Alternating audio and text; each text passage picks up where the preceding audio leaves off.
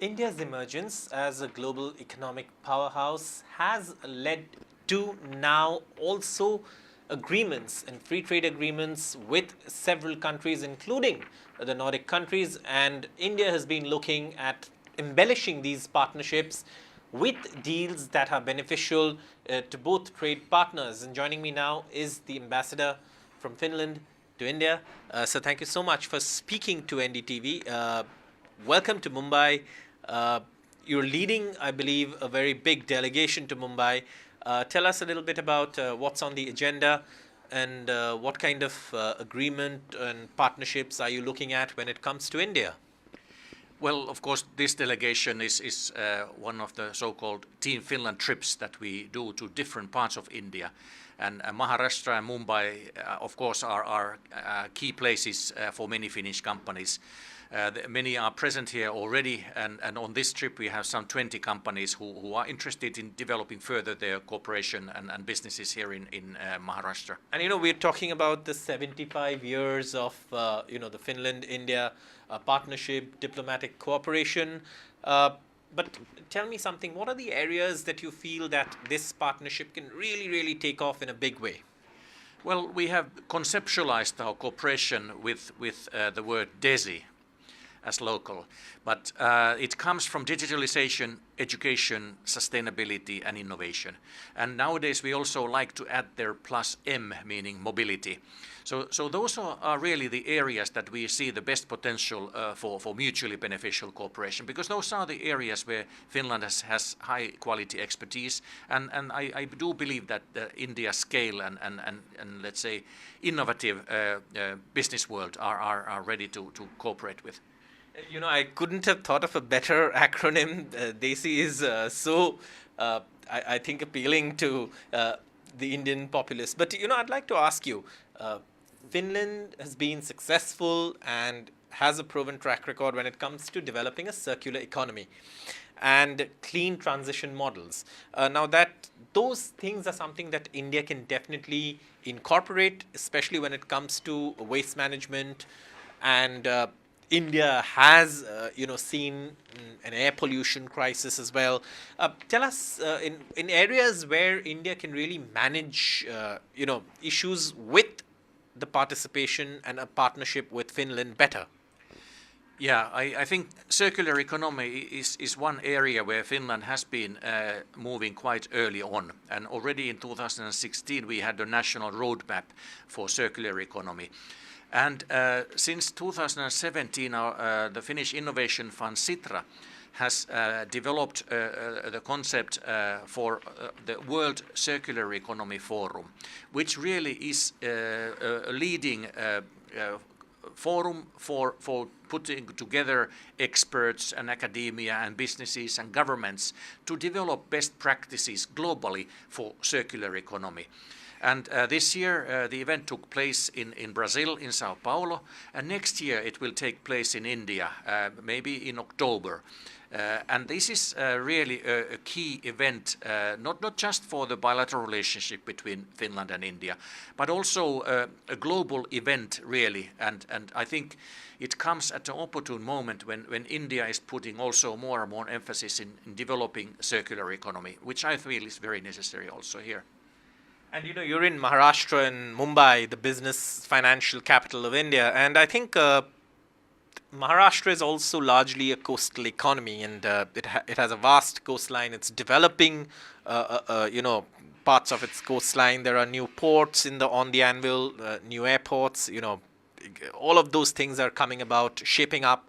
Maharashtra and Mumbai will, in Maharashtra will soon join the league of cities that boast of dual airport, connectivity.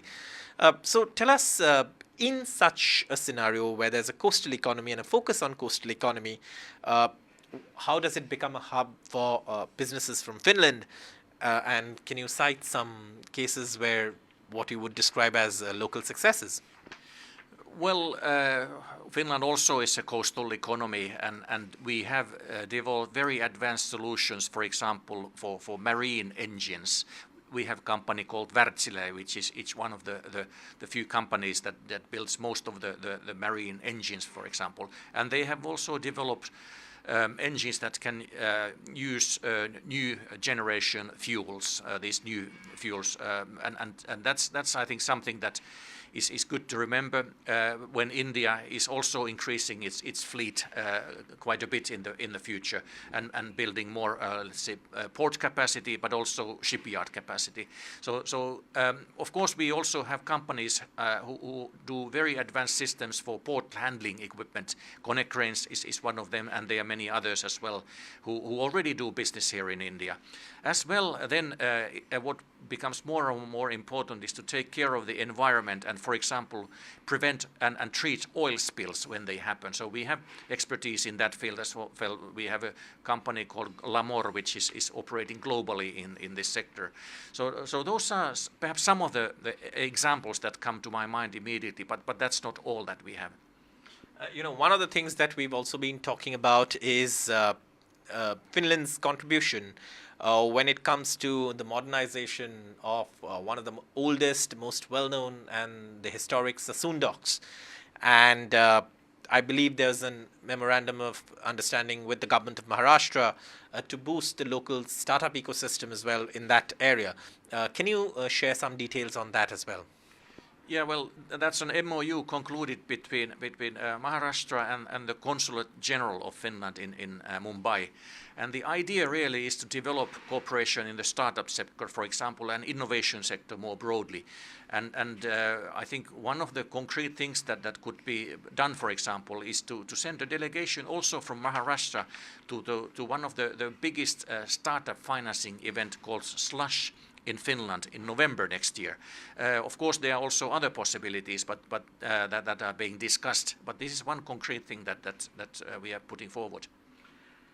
And I think mobility is one of the areas where I think Finland has an edge. And how is Finland engaged in discussions or advanced discussions, I believe, to finalize a new mobility agreement with India to ease the movement of skilled professionals, especially entrepreneurs in high demand sectors like IT, healthcare, education, and enhancing people-to-people ties between the two countries?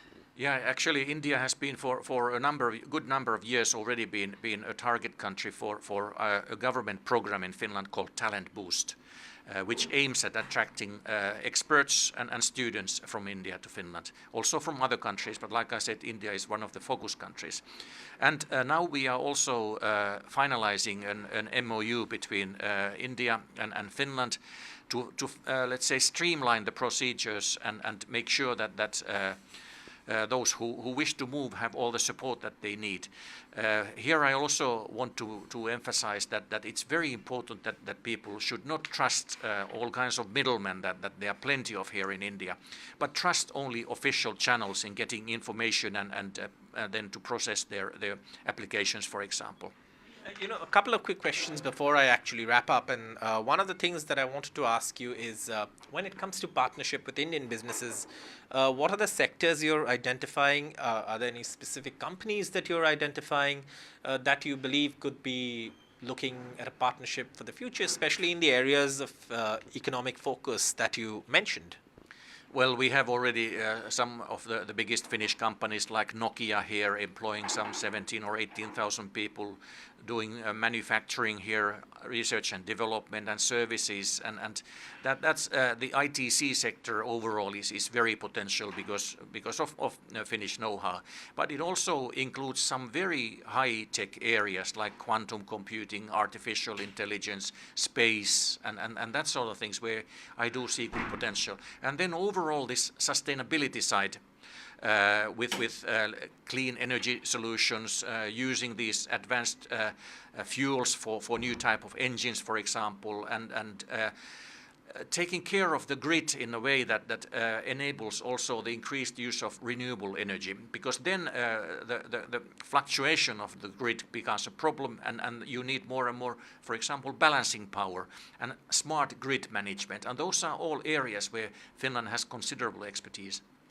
And we've recently had a partnership with the United Kingdom and a trade agreement, and I think the EU is also looking at a trade agreement with India, and this is something that we've been discussing And I'll come to the second part of my question later. But when you talk about these agreements, what about how does Finland see this EU agreement coming about, and specifically an agreement perhaps with Finland? Well, it's for us, it's the EU agreement, because as part of the EU, it's the Commission that has sole powers to negotiate it. So we are very optimistic at the moment, and we see that free trade agreement between the EU and India would really be in many ways a game changer, an important signal in present day world. Also, I do believe strongly that it would bring out the full potential on both sides in improving market access and business environments on both sides for the exporters, but also investors and others. So whether we will get the agreement by the end of this year or very soon after that remains to be seen. But I'm quite optimistic at this stage. But I think next week will show how things develop further. Now, I know this has been a problem area when it comes to India's relationships with the West, especially over the last few months and perhaps the last year or so. One is India buying, Russian oil, and the other, of course, is being India's relationship and historic relationship with Russia, and President Putin is expected in India. And the Ukraine situation is something that everybody, even in the Indian Prime Minister has said that this is not an era of war, it's an era of peace. But in spite of that, India's relationship with Russia, especially when it comes to economic sanctions and other issues that have been discussed in this area, has been a roadblock or a stumbling block. How do you see that as far as, what we've discussed, and also specifically on President Putin's visit to India? Well, I would just like to say that in everybody's interest, it would be to end the war in Ukraine as soon as possible. But we also have to keep in mind that Ukraine is the victim of a war of aggression, an unprovoked war of aggression. And therefore, any solution to end the war must be acceptable to Ukraine. Also, I think it's very important for the international community that the aggressor is not rewarded, because that would create, I think, different and dangerous precedent even for other countries if they find out that this sort of aggression would pay off. So therefore, we see it very important that all countries would do their best to find a balanced and a lasting solution for this war. And with the historic summit coming up, do you hope that perhaps this could also be, in a way, the road towards peace, and India could play a role in that road towards peace? Well, I'm sure that India is such a big player in the world nowadays that India's weight also should be put behind any peace efforts that there are. Thank you so much for speaking to NDTV, and we really appreciate you giving us our time. I hope you have a great stay in Mumbai, and I hope that the partnership and the deal that you spoke about, especially the free trade agreement with the EU, does come about soon. Thank you so much for speaking to NDTV. Thank you so much.